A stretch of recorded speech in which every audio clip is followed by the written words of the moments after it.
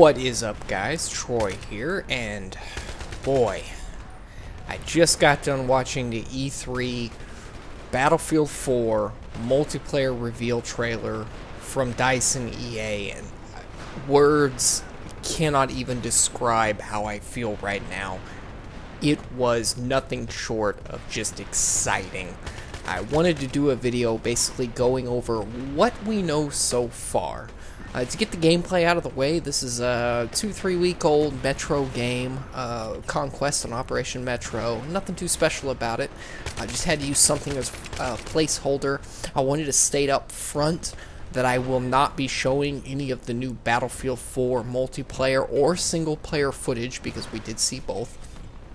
I'm not sure of any of the, if there's any copyright or embargo mumbo jumbo attached to any of the gameplay trailers we saw. I don't want to take a chance. My YouTube account is in good standing and I don't want to have to fight any copyright strikes. So that's why I'm showcasing Battlefield 3. But let's get back to the topic at hand.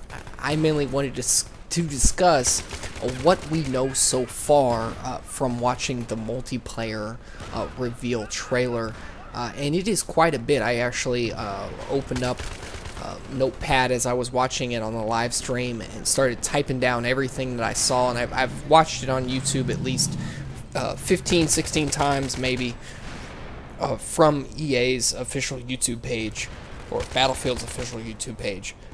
So I'm going to go over point by point of really what we know so far. First, wanted to start off, the most obvious thing was in fact that we saw 5-man squads, and this is great. This is so much better than 4 for a multitude of reasons. One of the reasons is you can not only just have more people to back you up in a squad, but now you have more squad perks you can take advantage of. So certainly the chances of someone doubling up on squad perks, might be reduced somewhat. The other big reason that this is good news in terms of it being 5-man squads instead of 4 is that 5v5 infantry-only Conquest is pretty much the new standard when it comes to competitive gaming in Battlefield 3 on the PC side. So this certainly cuts down on the fact that squads in 5v5 competitive infantry-only gameplay tend to be a squad of 3 and another squad of 2, sometimes 4 and 1 if you have to squad hop in terms of capturing some flags. But this nullifies all that, and you can simply take advantage of all 5 people being in the same squad and utilizing all the perks and taking advantage of the classes a lot more. This certainly is good news. I'm excited about it, and I think it will bode very well for Battlefield 4 in the future.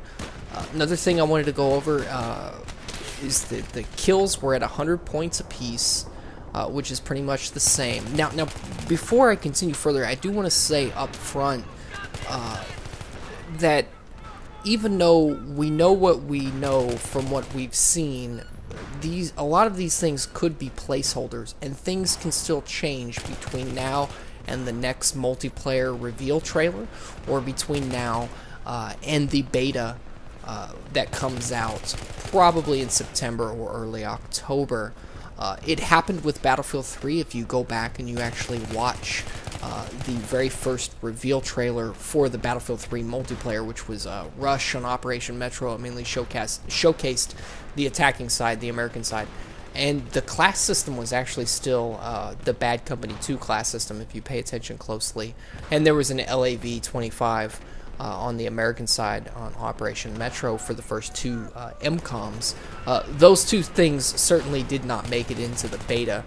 So we certainly could see a lot of features in this reveal trailer that we saw being placeholders, and they could change quite a bit between now and the next trailer, or even now and the beta release later this fall or summer.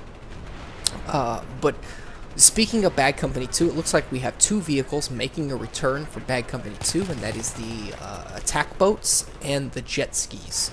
Now, when I say attack boats, you might have seen the aircraft carrier-based single-player gameplay trailer that took place during the Microsoft press conference. That's not the attack boats I'm talking about. I'm actually talking more of the open-ended attack boats multi-crew served attack boats that they showed specifically in the multiplayer gameplay reveal trailer. Certainly a lot of fun. I believe they were attacking an attack chopper and some other boats, and then the players ditched the open-ended attack boats and jumped onto some jet skis to try to drive towards one of the objective points, one of the capture points. Another thing that I've noticed is working elevators. Not only working elevators, but you also can fit 4 to 5 guys, so you can pretty much fit your entire squad within the working elevator and get to higher up control points. I believe they were actually playing Conquest Assault. It was actually not basic Conquest. It was actually Conquest Assault, and it seemed like, I could be wrong, but it seemed like that the skyscraper, they took the elevator up to, I believe it was Charlie Point in the game, captured it, and then attack choppers started attacking it, and enemy troops started attacking it, and the building became unstable, and they parachute out, and then they lose that point, but the whole point comes down.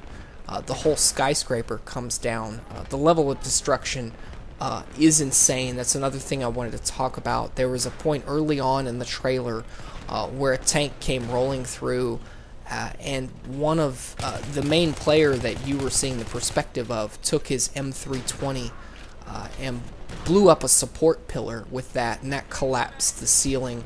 The tank fell through. Recon came in and was able to C4. Speaking of that, it looks like Recons will get C4. Now this has been a big issue, that the Recons were nerfed a little too much, going from Bad Company 2 to Battlefield 3. So I actually think that this will stay the same through the beta and into the release game. Recon's getting C4, and I actually support that. It certainly gives more people an incentive to play Recon. So that certainly looked great.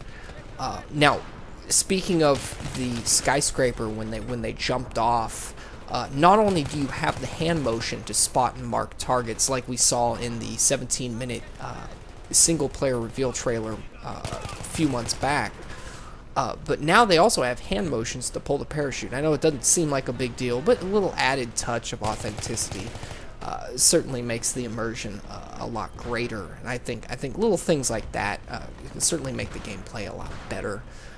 Some of the other things that I noticed was that the flag icons are different depending on if they are captured or neutralized or captured by an enemy, not just a different color.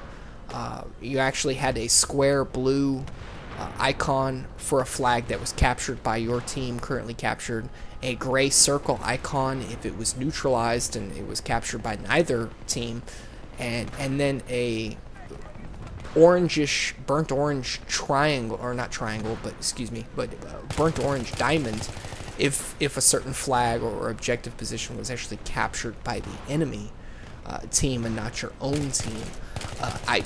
It certainly didn't look like Suppression existed, but the player whose perspective that we watched the reveal trailer from, as it was being played, was getting Suppression bonus points. So Suppression looks like will be making a return. How much it's been tweaked since Battlefield 3, we just don't know at this point. I certainly hope that the bullet deviation has been dealt with, because that was one of the dumbest things, I think, within the entire game of Battlefield 3. Now let's talk about the class setup. They had a support, an engineer, 2 medics or assaults, and a recon in the 5-man class. And from the perspective we saw, the person was playing as the medic or assault. He was able to have a 320 with an assault rifle, so it certainly seems like the assault class as Battlefield 3. And it certainly seemed as well that the support has an ammo pack. There is a point where they're up in the skyscraper on one of the capture points before the skyscraper collapses, that the support player teammate threw ammo and said, "Here's your ammo," or "Get your ammo," or such and such phrase. Like I said before, though, classes changed in between the last reveal trailer, the very first reveal trailer for Battlefield 3. They could change for this reveal trailer. Certainly, they definitely could be placeholders and be a lot different for the beta and for the base game when it comes out. We just don't know at this point. Certainly, we need to wait for a lot more information down the line. Now, when one of the players did need ammo, it seemed that he had a flashing ammo icon above his player character, so they seem to have a lot of the same icons that are flashing within Battlefield 3 when they show up on the map. So if you pay attention to your mini-map, you'll know who needs health, who needs ammo, etc., etc. One of the biggest things that I actually noticed watching it through, I think the third or fourth time I watched it, was that you can actually counter somebody knifing you. If they do a full knife takedown where they try to take your tags, you can actually counter them and knife them back and take their tags in return. I thought that was certainly something that's really great. I mean, it kind of sucks being in a position where you're doing pretty well and someone's able to get the drop on you from behind. It just snatches your tags. It's very humiliating.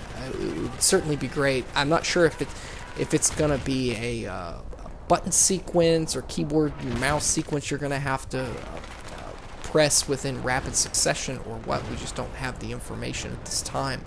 But it's certainly good to know that you can counter a knife, and I believe you also get 25 extra points for countering.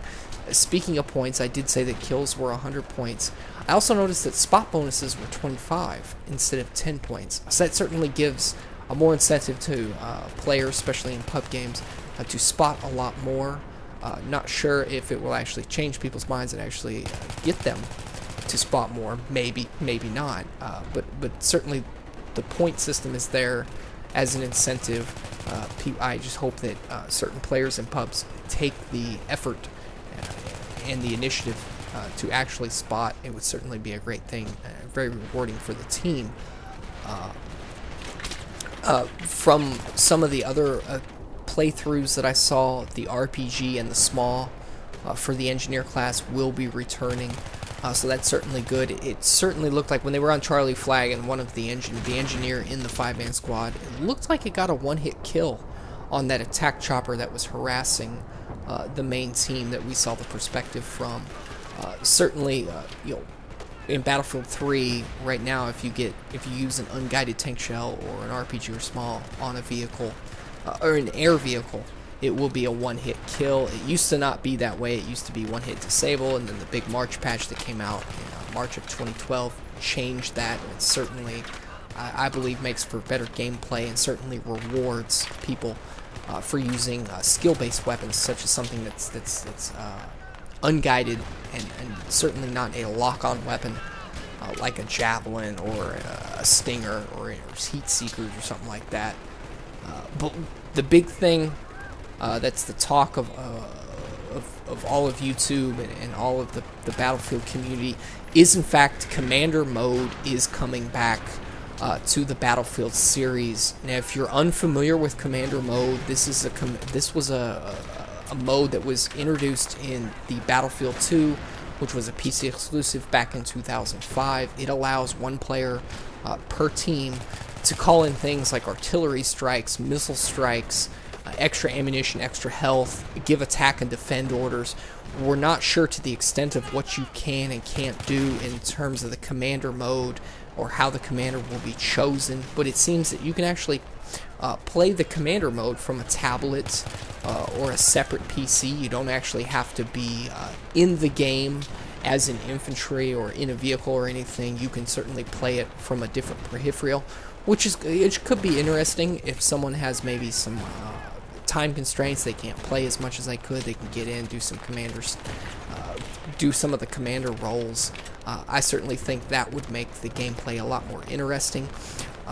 Now, Battlefield and DICE and EA on their Battlefield official YouTube page has done an entire separate trailer just showcasing the commander mode. And they go over some of the things that you can and can't do. And two of the things that you can do as a commander is call in Tomahawk missile, cruise missile strikes. So you can target a certain area, I assume a certain objective or a certain marked target, and you can call in cruise missiles to rain down death and destruction upon whatever objective or area or marked enemy unit is spotted at. You can also, the AC-130 will be making a return. We're not too sure if it's going to be only dependent on the commander mode. It certainly looks that way. Things could change. I'm not sure if it's going to work the same in, say, the Armored Kill DLC for Battlefield 3, where you had to capture a certain objective. There were only 2 players allowed in AC-130 at any given time, and only 2 different weapons that they can use to attack certain objectives or defend certain objectives. But certainly being able to use the AC-130 will be connected to commander mode. But I'm super excited. I've watched the multiplayer reveal trailer about 15, 16 times now, and I certainly can't wait. If you stay tuned tomorrow, which will actually technically be today because I'm putting this video up tonight, E3 is going to have a ton more Battlefield stuff. DICE and EA is going to showcase a lot more multiplayer footage. What we saw today is only the beginning. There's certainly a lot more to come. But anyways, guys, this is what we know so far about the multiplayer side of Battlefield 4. I'm excited. I hope you guys are excited. I really appreciate you watching the video. And as always, guys, thanks for supporting me, and take care.